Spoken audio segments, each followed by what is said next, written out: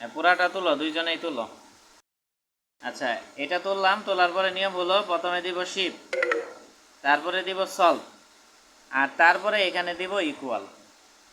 দিয়ে দেখো ডির মান দিয়ে দিবে, এই যে -42.25।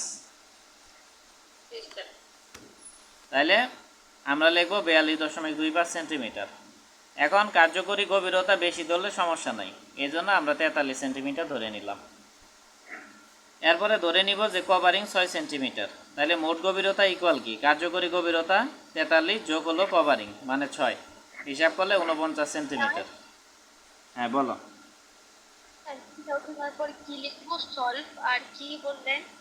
এটা তুলবা, তোলার পরে কাজ হলো প্রথমে দিবা শিফট, তারপরে দিবা সলভ, আর তারপরে দিবা এই যে এখানে ইকুয়াল। দিলে দেখো 42.25 আসবে, -42.25। কার্যকরী গভীরতা আমরা ধরছিলাম 60 সেন্টিমিটার, আর থিওরিটিক্যালি আসছে কত, 49 সেন্টিমিটার। তাহলে আমরা বেশি ধরেই কাজ করছি, তাহলে এই ক্ষেত্রে কোনো সমস্যা নাই। ঠিক আছে, ওকে, বুঝাইতে পারছি। এরপরে দেখো 5 নাম্বার ধাপ, স্টিলের ক্ষেত্রফল। তাহলে এটা সূত্র কি, AS = রো BD।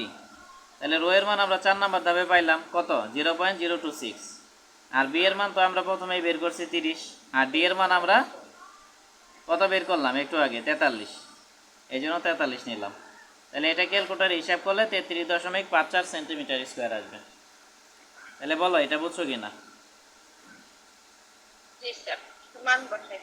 শুধু মান বসাইছি, সূত্র আর মান, ডিজাইনের মজা এটা।